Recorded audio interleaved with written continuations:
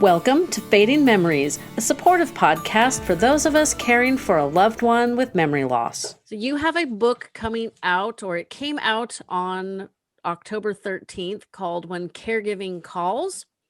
And my experience, and I know a lot of caregivers have the experience that caregiving doesn't call, it sort of kicks down the door and demands your attention. So what was the inspiration for the book? And that'll hopefully lead us into how we can be more prepared when caregiving actually calls. Thank you, Jen, for inviting me. It's great to be with you. And, my book, what was the inspiration for writing it? It really came from 20 years of being a caregiver, working with caregivers, and studying caregiving as a phenomenon of social science. My own caregiving experience kind of came like a door being beaten down over 20 years ago when my mother-in-law was diagnosed with a brain tumor. She was relatively young. She was only 59 years old. I was 29 at the time. My wife was a little bit older than me, but we had young children, and I had a job at the Centers for Medicare and Medicaid Services, writing national healthcare policy for elderly and disabled people. But I didn't have a clue what it meant to be elderly or disabled until my mother-in-law's cancer emerged out of nowhere, and our lives were upended. And that led me to change in my career. I left CMS, became a home health care company owner, and then studied caregiving, as I said, from a learning standpoint. And I've been in contact with many, many families that have gone through the caregiving experience. And so I felt compelled to write this book, to be honest with you, because I know that families need help when caregiving enters the picture. And so that was what prompted me to write the book. So yeah, 29 small children at home. Your caregiving didn't call you. It kind of sounds like it kind of punched you guys right in the head, which is a pretty common occurrence. So what should we be doing to help educate the greater population on the understand, or to help them understand that 70% of us are going to need care before we pass away? So I think the other 30% that don't need care probably leave early, or are, like my grandfather, die suddenly and immediately. So what should the rest of us be doing so that we don't get punched in the head with caregiving? How it can just call us politely. Well, I think that one of the things about caregiving is that it is everywhere. I mean, as you just said, 70% of us will be needing caregiving at some point in our lives. A recent study that came out from the AARP and the National Alliance for Caregiving said that, this was a 2020 study, said that over 50 million Americans have provided caregiving assistance in the last year. Oh, wow. That's about 1/5 of the population. And when you think about those numbers, it's a staggering number of people that are involved in caregiving. But the thing is, you don't really think about it until it's right there upon you. Yeah. It's easy to just kind of say, yeah, well, I know that eventually there might be a need for caregiving, but I've got other things to focus on and worry about. And so oftentimes families are not prepared for not just the physical, but also the emotional, the relationship realities that caregiving presents to them. And it can be really difficult to wrap your head around. Yeah, I can relate a little bit with the relationship change. I suspected that my mom did not recognize me as the daughter, mostly because I'd lost a tremendous amount of weight. So I didn't look like my previous self. So when you have a broken brain, that's people that knew me barely recognized me. So that didn't surprise me. She thought I was her best friend. So it was, I don't want to say difficult. There were days it was difficult when I had to refer to my dad as Chuck or your husband or whatever. Whenever I did refer to him as dad, she was completely confused. She had no idea who I was talking about. And there were times when it's like, oh, it'd be really nice if I could just, talk about my dad. It doesn't matter if Yeah, she acknowledged, him or not. But yeah, so I can, you don't think about those kind of, and I'm not sure what the right word is, but you don't think about those changes and how they affect you. Because there are times, even with my grandmother, who we talked about before offline, who's 102 and a half, because she doesn't hear well, she doesn't always exactly remember who she's talking to, which is kind of frustrating. And sometimes when I refer to dad, she gets confused. And then I'm like, really? Your brain is fine.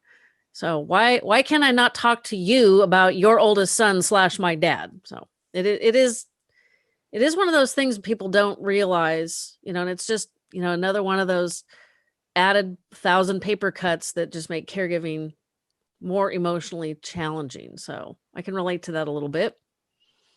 absolutely. Especially, families that have loved ones with Alzheimer's disease in particular, as you were describing, it can be just heart-wrenching to watch their loss of self occur slowly and insidiously over time. One of the things that I think, and I'm not an Alzheimer's expert, I'm a generalist when it comes to caregiving, but I think that one of the most important tips that Alzheimer's caregivers can remember is, when your loved one starts to exhibit signs of alternate reality and they're thinking and seeing things that aren't there, there's this almost natural inclination to try to argue and say, well, no, that's not happening right now. Stop, And oftentimes that just increases the agitation and the conflict with your loved one. And instead of taking that approach and trying to dispute what is real, it actually can be much more manageable to just go with it and to just say, oh, you see your sister out there on the swing? What's she saying? How's she doing? What's she wearing today or whatever? And by just kind of by joining them in their reality, you're actually demonstrating a certain level of dignity and respect for their lived experience, and you're avoiding a lot of the potential conflict and frustration that could occur just by trying to argue about what is real and what's not real. I mean, it's their lived experience, and you're honoring that. Well, I'm glad that you mentioned that it's actually a dignified way of communicating or being with them. That was one of my struggles with my mom. She did not have hallucinations until close to the end. And thankfully, I was pretty certain that was what was happening. She was talking about some woman and she was pointing up, way up in the top of a very large tree. And I was like, I'm not really sure what she's talking about. And she's pointing at that tree. And I knew her visual processing was just horrific. And so I don't remember what I said, but I didn't argue with her. I just tried to go with it. And it was better for me emotionally and mentally. Like, it was less mentally exhausting if I did just go with it, but I had to kind of make it like a creative exercise, but it took me too long because it felt really disrespectful to be like, "Oh yeah, okay." Like one story from very close to the end of her life when she was telling me that her brothers were normal people now, and I'm like, "Oh, okay. Really glad to hear that. How were they not normal before?" Which was not really the best question because she just sort of said something totally different. But I was trying to engage her where she was at, and it is a lot harder than it sounds. And for me, it felt disrespectful. And when I kind of finally got over that, which was way too late in her journey, it was much easier for both of us. So Yeah. I'm glad you mentioned that because you always hear that and it's, oh, well, just meet them in their reality. I'm like, okay, well, that's not as easy as it sounds. So It's not. And if you haven't been around people with dementia before, your natural inclination is to just try to correct them and try to bring them back to this moment here and now that you're experiencing. And that it's a very It sounds like a very easy suggestion, but it's a very impactful suggestion if you're able to do it. And it can make a big difference in terms of your caregiving for someone who has Alzheimer's. Yeah, I, You know, I know, I found the, oops, sorry. sorry, I know of a man that was had been a World War II pilot, and he was hospitalized and had Alzheimer's disease and was extremely agitated and was kind of flailing about in the bed and was not responding to the nurses. And he was talking about something in the air with the pilot being a pilot. And eventually one of the nurses started talking him through as if he was in World War II and up there in the air over Germany or France or whatever the case was. And he eventually calmed down. And it was that act of just meeting him where he was that allowed him to be calmer and more subdued, and they could work with him much better. That's a feat. Not being a huge history buff, I'm not sure. I might have figured out what he was doing.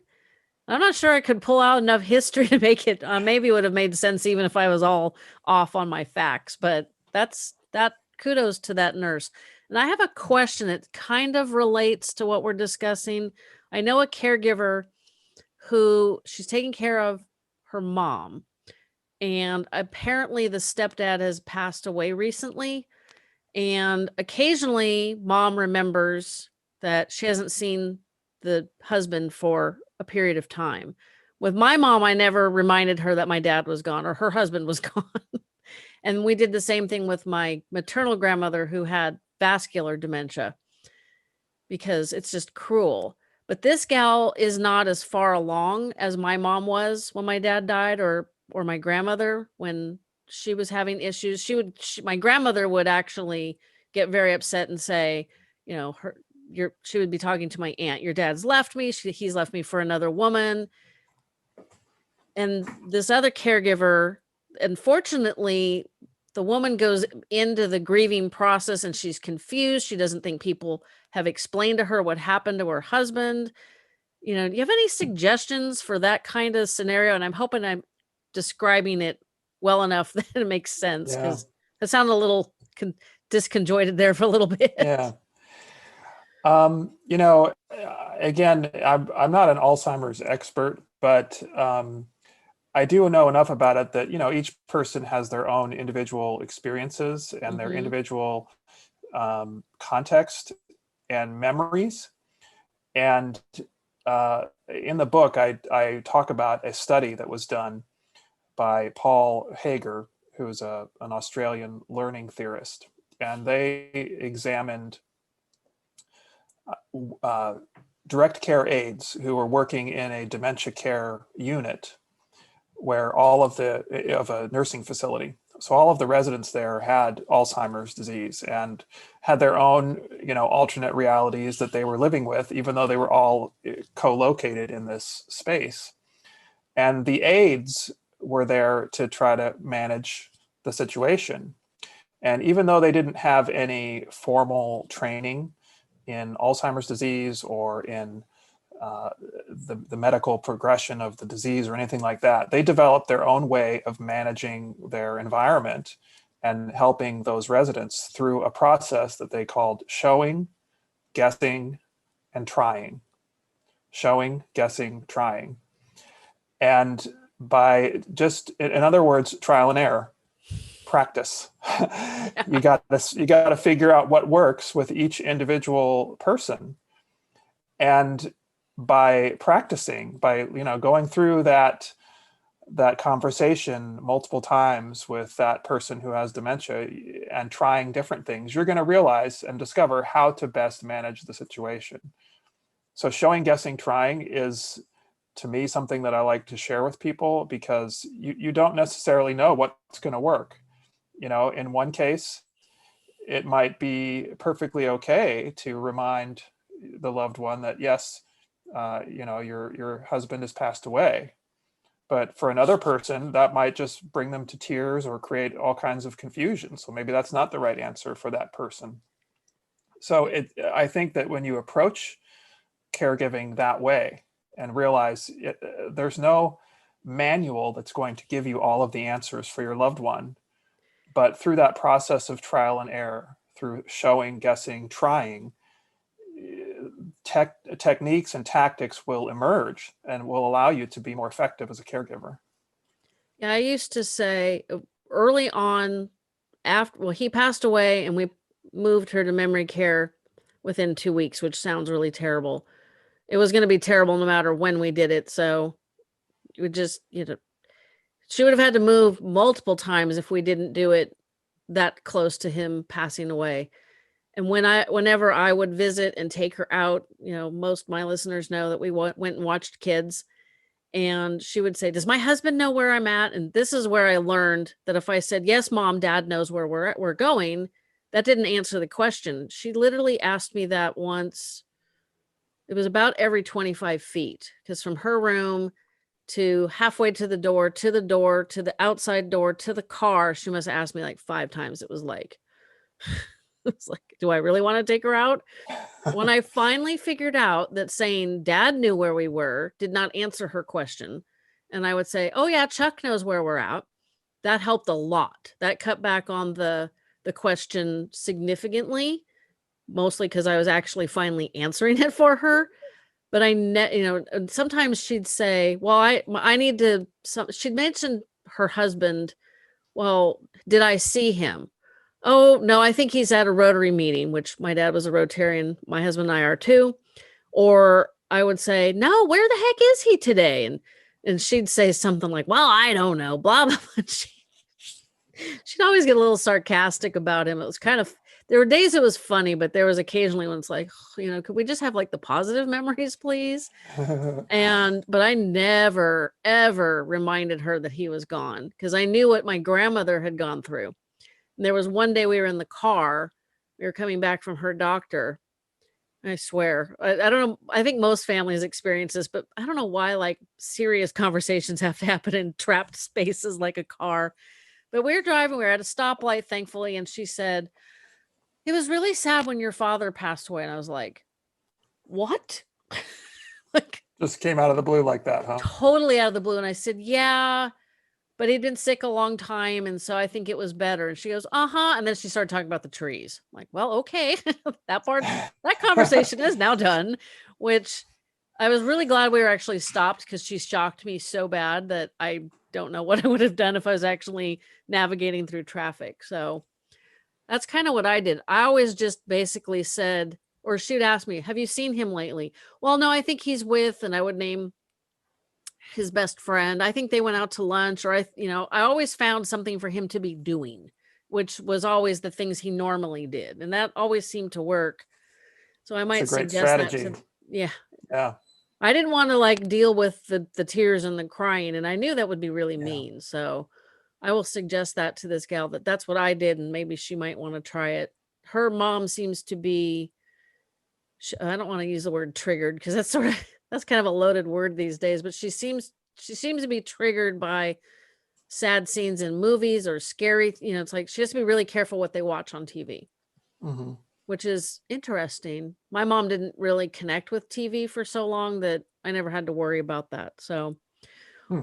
what other suggestions do you have for generally anybody that ends up caregiving? Because it's a struggle no matter what. It's worse when you're dealing with somebody that is forgetting things and forgetting how to do their daily living. And eventually my mom forgot how to eat, which was the very, very end. So I didn't have to deal with that too much. But I know your book is it's in each chapter is a different type of topic, Yeah. right? Okay. Yeah. So the book has 18 chapters, and each chapter covers something that is really relatable and inherent in caregiving.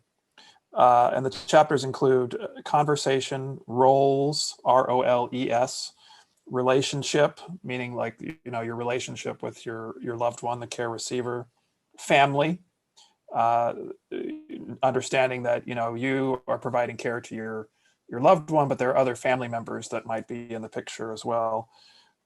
Time, stress, work, body, mind, home, independence, loneliness, emotion, providers, skills, rewards, faith, and next steps. So one thing that I think is really important to understand and appreciate for family caregivers is that caregiving will change your relationship with your loved one. And a lot of people, and this I think for me personally was almost revelatory. And when I was taking, when my mother-in-law moved in with us after her brain tumor was diagnosed and she had brain surgery, I had a really hard time with her being in our home. And she was supposed to be in our home for just 2 weeks to recover from brain surgery and move out back to her own place. You laugh. I'm like, famous last words. Yeah, she stayed in our home for almost 2 years. She went through 2 brain surgeries, radiation, chemotherapy while she was in our home. She lived for 5.5 years after her original diagnosis. But we were constantly, even after she moved out, we were constantly going over to her house and helping her. During that time that she was in our home, I really struggled with that. On the one hand, I wanted her to be in our home. I wanted to be there for her and help her. And I knew that she needed the help. But at the same time, I resented her presence in our home. And I felt so conflicted about it. And there was always this sort of internal struggle that I was having with her being there because it affected our whole family in so many different ways. There were all of the physical disruptions to our lives that we were always taking care of her, meeting her needs. But there also was, some of the things that were happening with her grandchildren, our children. She was mothering our children instead of grandmothering our children and things like that could be very challenging. And we had to put our life on hold to take care of her and her cancer. And so I didn't really fully appreciate and understand some of the things that I was struggling with until years later when I was studying caregiving. And I came across some research in applied gerontology from Rhonda Montgomery and Carl Kozlowski. They are sociologists, applied gerontologists. They study aging, and they're specialists in caregiving. Their research is internationally known, but they spent their careers studying family caregivers. And they developed something called family caregiver identity theory. I have not heard of that. It basically describes family caregiving as a series of role-based transitions that occur over time due to changes in the caregiving context. And so what that means really is that if you think about let's just say that you've talked about your mom, right? So you're taking care of your mother. You've always had historically a mother-daughter relationship before any caregiving, right? And that mother-daughter relationship is unique. There is nobody like your mother in your life. And it goes all the way back to your birth. She changed your diapers, she watched you walk, she took you to school, she fed you, she was a cheerleader for you. She supported you, and you watched her be the mom for so long. And there's a lot of meaning in that relationship between a mother and a daughter. And the way that you interact with your mother is informed and embedded within that historic relationship that you have with her. You probably behave or say things that might be different around your mother than other people, like your mother versus your boss.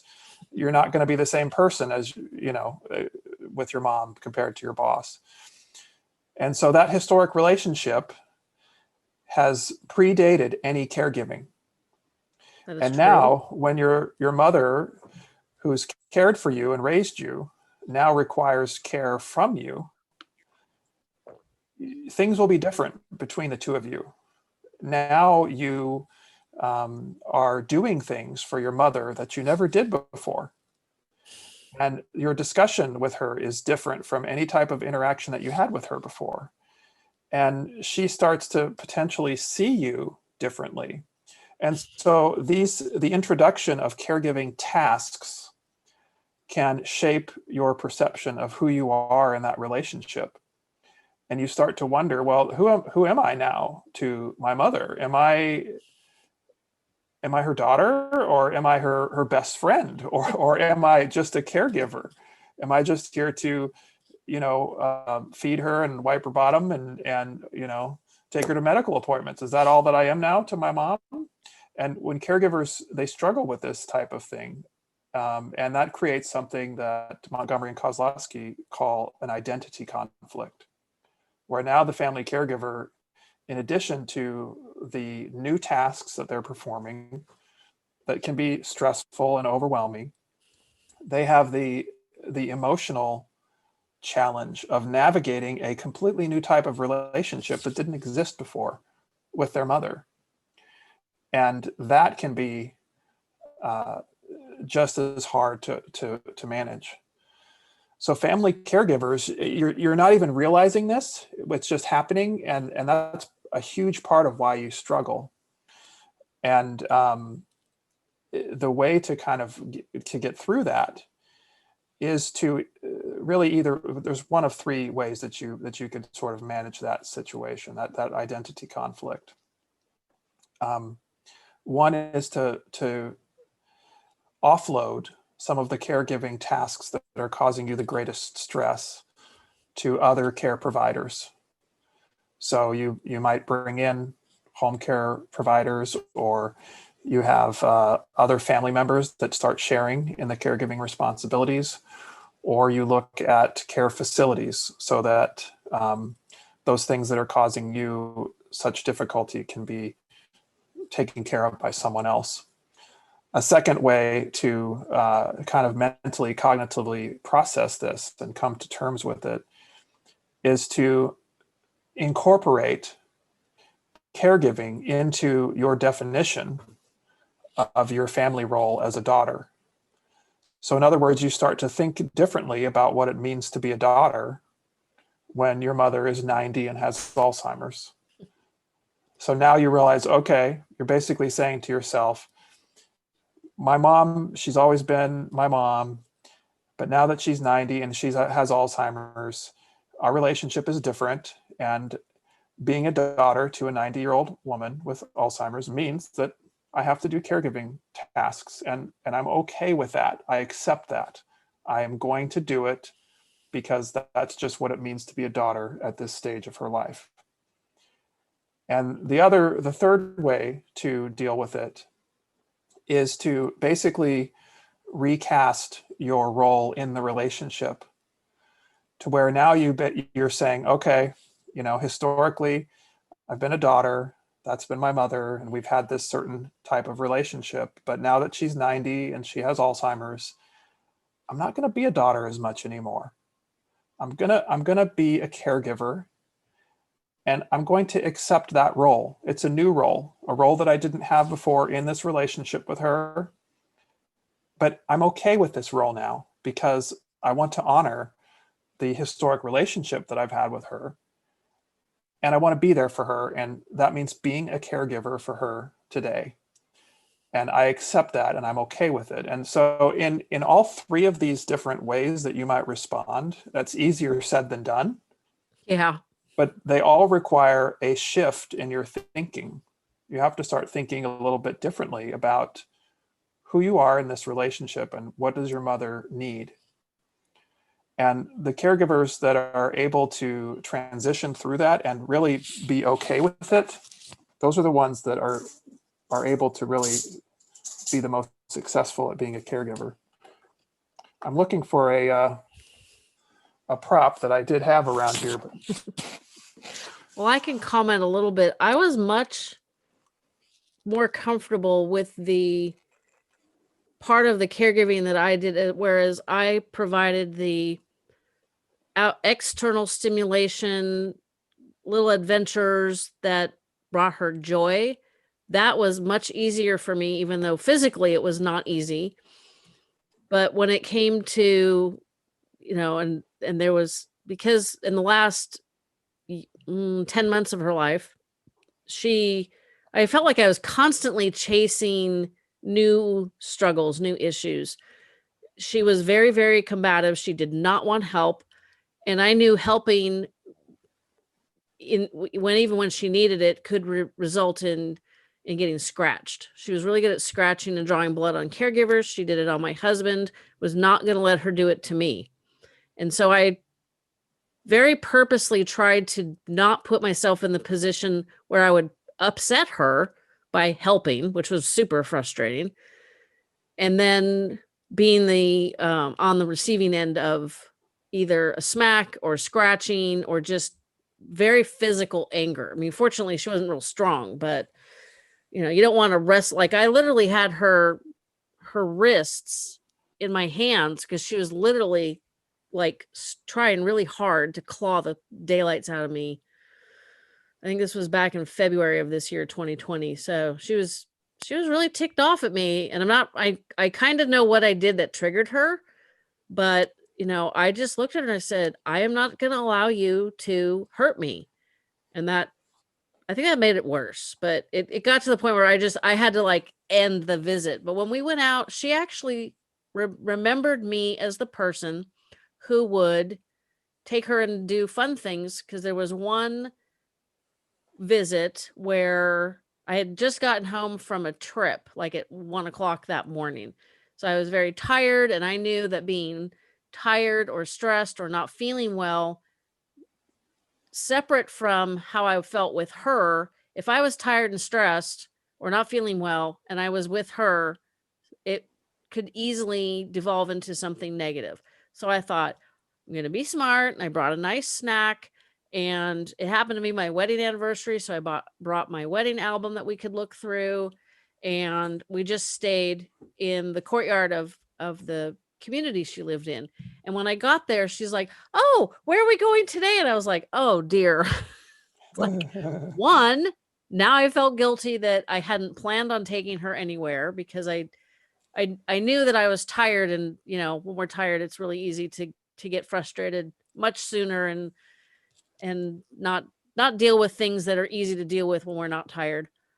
Fortunately, the snack and the looking at the wedding pictures entertained her, so that was fine. But man, that I was amazed that she remembered, when she saw me, she remembered me as the person who took her out. So I made that a goal that we always went and did things, which is of course a lot more difficult in the winter. Kids aren't playing in the park. We once went to McDonald's, where they have a really big play space. There was not one kid in the whole restaurant. So, it was challenging, but that part of caring for her was, I don't want to say easier. It was mentally easier. It was easier to accept that part of that role. But when I had to help her navigate eating, which of course she didn't want help, so you couldn't feed her, or, if you tried, we had a horrible time on New Year's Eve.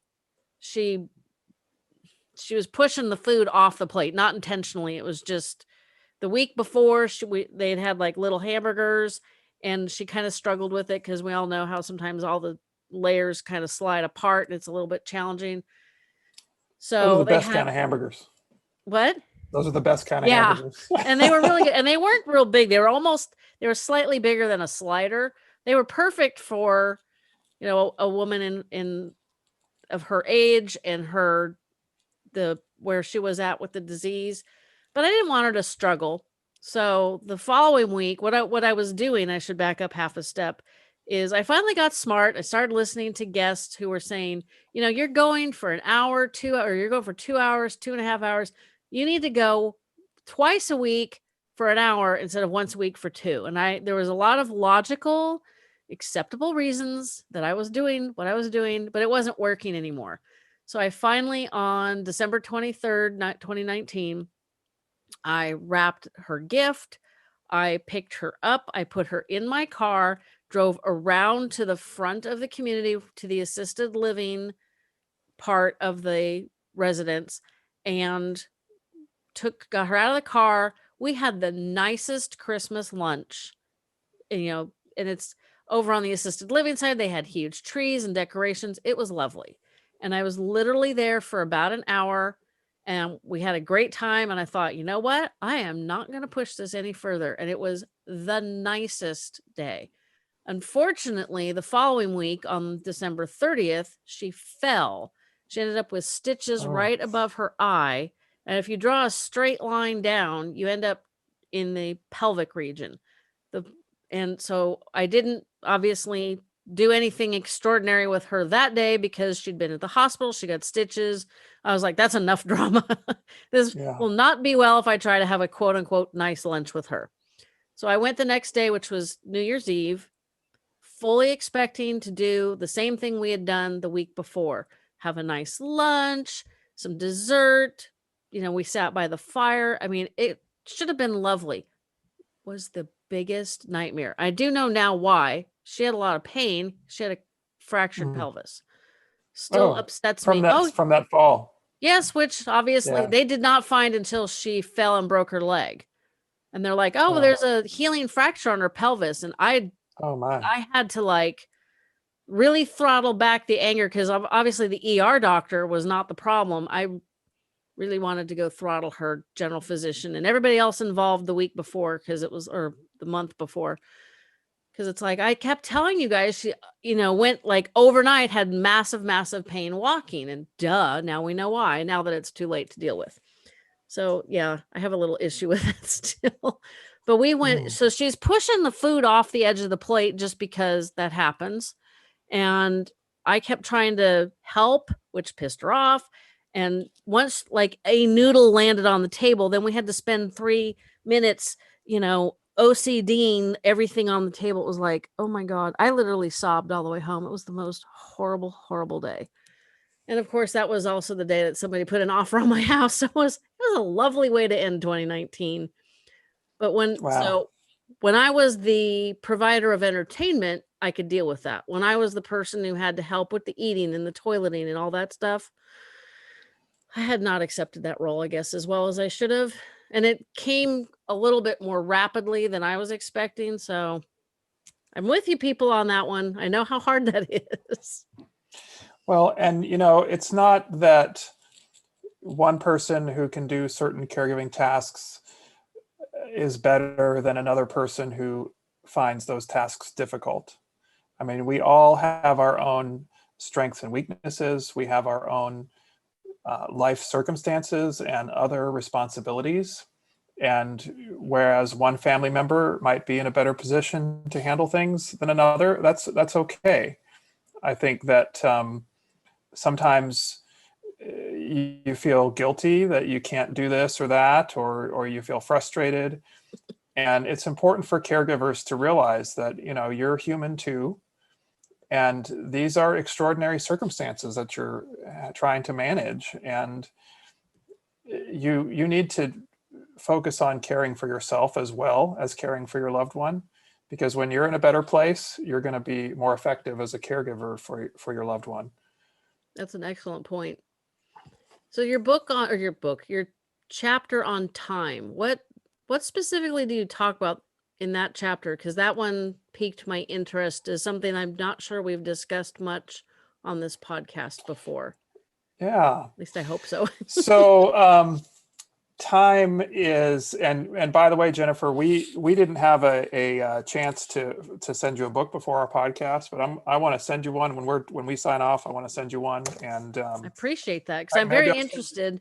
Even though my caregiving for my mom is over, but I'm still learning so much. So my mom passed away March 31st of this year, and this is October 8th. So it's been a little over 6 months. And I've literally learned a lot in the last 6 months that I wish I'd known earlier, but that's why I'm still sharing everything, because you don't know what you don't know. And sometimes you hear something and it's not the answer you need right now. And so later on, maybe you hear this podcast again and, oh yeah, I remember them saying that. Now I understand it better. So It's kind of like when you go to a conference, you get so much information, and then a year later you're looking at your notes and you're like, why have I not been using that technique? That was a good idea. So that's my my continued journey of helping caregivers along the way. Yeah.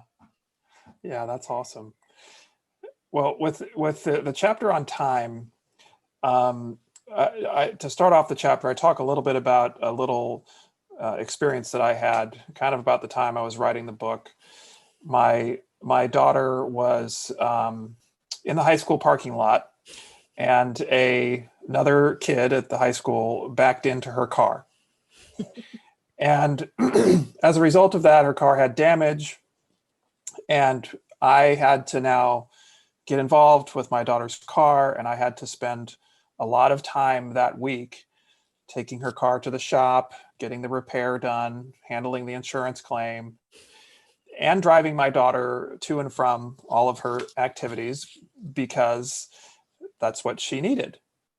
And so that little accident, that little fender bender in the high school parking lot, was an encroachment on my time. It was an inconvenience, but it was something that I just had to absorb if I wanted my daughter to do the things she needed to do, and if I wanted to get her back on the road. And so if you think about it, we have interruptions like that, interruptions to our time constantly throughout the day, in the month. Caregiving is an encroachment on your time. You have to realize going into caregiving that you're going to have things like that little fender bender that will pop up because your loved one has needs, and those needs will arise at inconvenient moments for you. You might have to drop what you're doing to go take care of something for your loved one. Mm-hmm. Or, like you were talking about just a few minutes ago, allocating your time for your visits to your mother, being a 2-hour visit or a 1-hour visit. So there are strategies that you can come up with to manage your caregiving time more effectively, to be more proactive in caregiving and less reactive. And as you approach your use of time in caregiving a little bit more proactively, you're going to be happier, you're going to be more effective in all of the dimensions of your life. Another aspect of time that I talk about in caregiving is I like to use the analogy of a marathon. And if you think about a marathon, I have not run a marathon. I've run a few half marathons. I haven't even gotten that far. We're cyclists. Okay. But when you have a marathon, it's a long race, right? And it's difficult, and it's strenuous and arduous and all of those things. But you have a predetermined finish line. You know that if you could just get to that finish line, you'll be okay. And caregiving is almost like running a marathon without a predetermined finish line. You don't know how long you're going to be caregiving. Nobody really knows how long this period of caregiving is going to last. Not you, not your loved one, not the doctors. And so you keep running and running and running, and you think, man, if I could just turn the corner and see the finish line, maybe things will be okay, but there's no finish line in sight. And so that kind of protracted nature of caregiving is another thing that can make it very difficult, because you can't schedule a completion date. And when you can't schedule a completion date, you can't schedule other things that would happen after completion, like, family vacation, for example. A lot of caregivers feel like they can't take a vacation because their loved one needs them. Mm-hmm. They can't even schedule a night out to eat dinner, maybe, because their loved one needs them. And so those are some of the types of things that are discussed in the time chapter. Those are good examples. And I know I've talked to caregivers on kind of both sides of the spectrum. One that brings in quite a bit of help, because they won't survive without it. And this whole pandemic has really upended that solution. And other caregivers who have had struggles finding reliable help and then just decide, and I personally think erroneously, that it's just easier just to do everything themselves. And when they're this one particular person who is on top of my mind, when their loved one is that is now gone, this one person looks like they just look completely wrung out, probably older than they are. And I worry, because now they're going through the grieving process, which is difficult. And we still haven't been able to have the type of funerals that we're accustomed to. Like my dad had a huge thing. We still haven't had anything for my mom, which is very frustrating. So it's a difficult balance. And sometimes I remember the first night we left my parents when my dad was on hospice with 24-hour caregivers. And my husband and I had to pull out of the driveway, drive 20 miles home, and pray to God nothing happened till the next day, which thankfully nothing dramatic happened. But I remember it very vividly being very similar to like the first time you leave your kid with a non-family babysitter, or Yeah. I think my daughter, because I'm the oldest of all the grandkids on both sides. So I had cousins that could take care of her that were much younger than me. And I don't remember my daughter having non-family care babysitters, but still, when you have to leave your baby with somebody and go away and not, they always joke in like sitcoms, hey, this is dinner for the two of us. We're not going to talk about the kid. And then they end up sitting there in silence. It's like really hard. And Yeah. it's for us. Well, my mom was in memory care, so that helped. But I also knew her mom lived to 91. Now, my grandmother did not develop vascular dementia until her mid to later 70s. My mom passed away at 77. So the timeline was different, but we assumed that she would live into her 80s, which I think she might have made it into the early 80s if she hadn't fallen and broken her leg. That was the Yeah. last, that was the final straw. Her body just could not deal with any more damage or injuries. That was it. She was done. Yeah. And it was a surprise because I remember, I've told guests like yourself, I'm ready for this journey to be over. It is actually very difficult to remember a time when she didn't have memory issues or a time when I didn't have to worry about what was going on with her because of her memory issues. So I felt, oh, I'm ready for this journey to be over. And when it happened, I was not ready. That was the biggest shock. Yeah. It was not entirely surprising that she passed away, a little bit, but my reaction to not being ready was a huge shock because it was like, what? I'm like, this is the best thing for her. It really is. Like, this has been a very long journey. So I kind of feel like we overestimated the timeline tremendously, and that helped a little bit because we knew it was going to be years and years and years, and then it wasn't so many years. So I mean, it had been a lot of years up until that point, but the really hard years were not as long. So I don't know if that helps people think about, this could, you thought it was 2 weeks, it ended up 2 years, and I'm not good at math, but that sounds like a huge percentile higher. So if you assume, okay, the doctor's telling me 2 weeks, maybe think about it. Well, how are we going to handle it if it's a month? And how are we going to handle it if it's 6 months? And then maybe it's a little less dramatic on your time. And then you just have to understand that they will likely be okay if you leave and have a nice dinner, go to the movies, that thing we used to do. I'm not really sure what you would do at this point. Go to a park. Yeah, just go for a walk. Walk outside. Yeah, just by yourself, or take your golden retrievers. I've got one that's literally under my feet. I'm trying not to kick him in the head. So is there one other chapter we should discuss before we sign off here today? Because a lot of them sounded really good. We could probably be here all day. Yeah. We kind of touched on roles. Yeah, one, so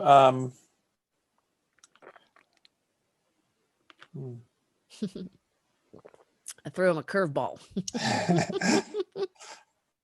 let's talk for a minute about rewards, Oh, that sounds perfect.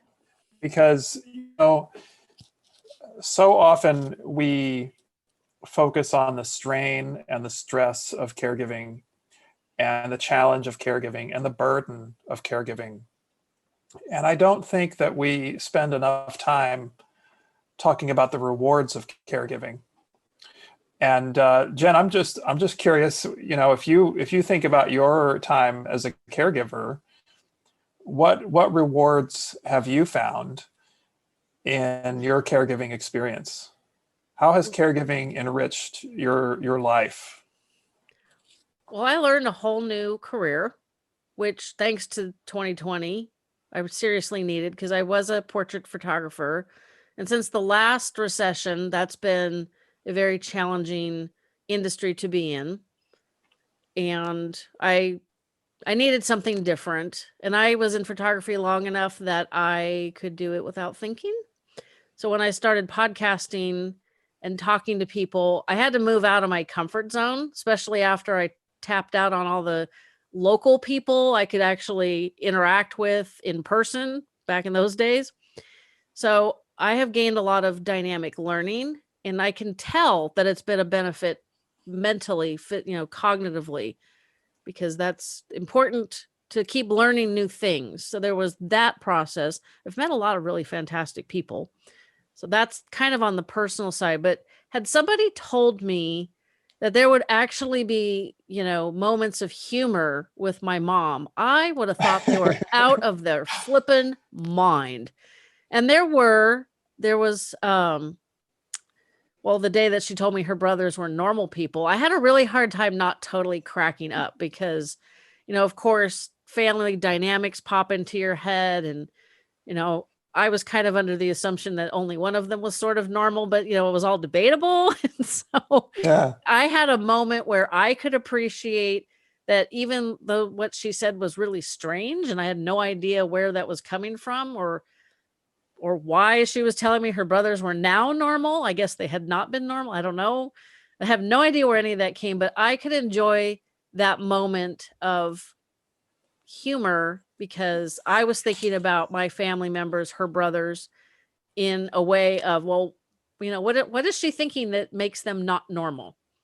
I'm trying to think of some other, just sometimes just going to the park and sitting and watching the kids, it was relaxing. I knew I was providing her with some stimulation, something different, some of the cognitive things that are important that are really challenging when somebody's in memory care and also very difficult to maneuver around because she walked so slowly. There was days, there were days I'm like, I am pretty sure I could fireman carry this woman over my shoulder, but boy, would that not go over well. I'm sure she would not appreciate that. But there was days we'd just go to the park, and by the time I would get her seated on the bench, and she loved watching the kids, and you could tell that it just brought her great joy. And I could either deal with business on my phone, which I was getting pretty good at, and considering I'm almost 54, sometimes a phone is still a little tiny, not like my big computer. Or I could just put my head back on the back of the bench and close my eyes and feel the warm air on my face and listen to the kids playing and laughing and listening to the other parents interacting with their kids. And it was kind of a peacefulness that I don't think I would have participated in had I not been focused on providing her with joy. That is awesome. So just from what you just articulated, Jen, you talked about in terms of rewards from caregiving, you talked about a sense of peacefulness, you talked about learning, you talked about enjoying and appreciating the present moment, humor, opening your path to a new career, appreciating simple things, providing your care receiver, your mother, with the stimulation and the meeting her needs, that was something that was rewarding for you to be able to meet her needs, bringing joy and happiness to her life. And that's one of the I talk about some of these rewards of caregiving, and I invite the reader, the caregiver, to really reflect on the positives that have come from caregiving, because it teaches us so many profound lessons about life, about being human, about relationships, about what we need really in the end of our lives. And, we're all going to get there, unless we're just hit by a Mack truck one day and just overnight, we're dead. We're all going to experience the effects of aging and frailty and potentially disability or chronic conditions, and maybe even cognitive functioning problems. And so when you're that close to someone at the end of their life, and you're observing what they're going through, you're learning about your future. And that can be really profound. You said something about humor, and you just made me think of this thing that my mother-in-law had cognitive challenges after her brain surgery for the rest of her life. And one of those things was aphasia, which is where you mentally know the word you're trying to say, but what comes out is the wrong word. It's a different word. And anyway, at the time that she had her condition, McDonald's had a new hamburger that was called the Big and Tasty. I don't know if you remember that, the Big and Tasty. I think I remember seeing ads for it. Yeah, they had it for a while. And so we were going through the drive-through, and we asked my mother-in-law, what do you want? She's like, I want a Big and Nasty. We just laughed about that forever, just like the Big and Nasty. That burger became the Big and Nasty for the rest of its existence in our household. But we enjoyed that laugh that only came because of her cognitive challenges, and she laughed with us. She actually knew what she was trying to say. She just couldn't say it. That's crazy. It's interesting as you reiterated what I said, a lot of what I learned being a caregiver for my mom, see if I can speak, has really, really helped with this challenging time of 2020. I'm not an introvert, but I'm not super extroverted. So I like socializing. And then when I'm done, when I've had enough, it's time to just go home and do my own thing. And that kind of includes family. It's like, I don't have to do things with my husband, or when my daughter lived with us, I didn't have to do things with them, but knowing they were in the house was fine. But then when they would leave, I'd be like, no, why are you leaving? It's very strange. But being able to appreciate the simple things, because that's kind of all that's left right now, living in the moment, because we can't plan ahead, which is really frustrating for me. All of these things I learned, and I didn't really realize that I learned a lot of those lessons caring for my mom. So yeah, See? Yeah. And, so I really think that part of caregiving does not get enough attention. It is a singular learning opportunity for us, and it prompts us and challenges us to grow. And so that's a great thing. We also become more empathic, more understanding of others, and more compassionate. Yeah, I remember a conversation with my husband. We were walking the dogs. There's a regional trail not far from our house. And I like variety. So we're walking the dogs in the same direction at the same time of day, blah, blah, blah, blah, blah, boring.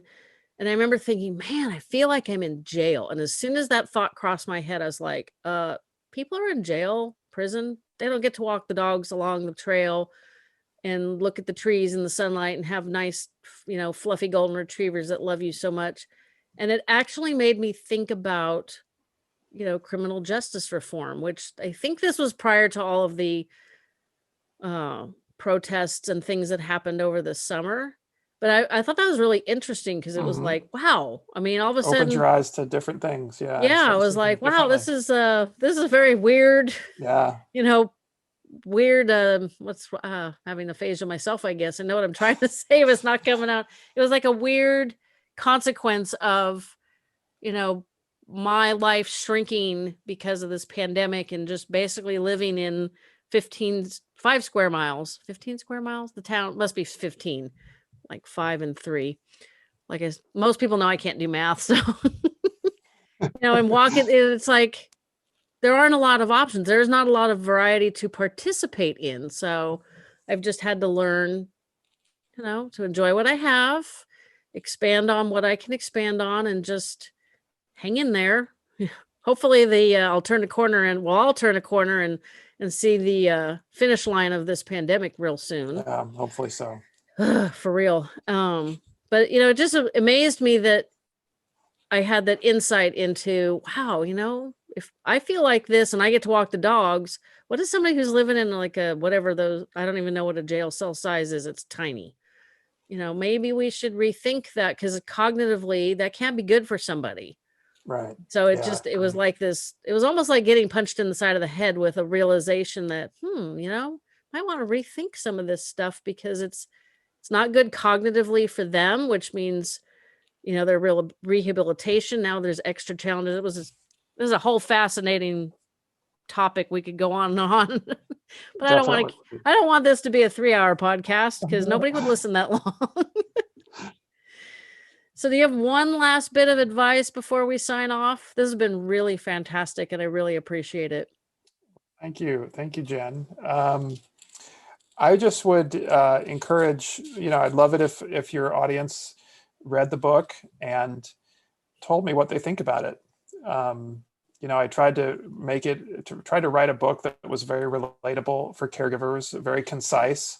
I did not want a long-winded book that, where the person goes on and on and on. So they're concise chapters, but the chapters also have these questions for reflection that are designed to help the reader think deeply about their experience and identify ways that they can approach caregiving more proactively, and that will allow you to be a better caregiver. And I'd be honored if your audience picked up a copy, and I'd love to hear what they think about it. Definitely. Well, a link for ordering the book will be in the show notes, so it's easy to do. And I remember the questions from our previous conversation, and I really think that is a smart addition to the book.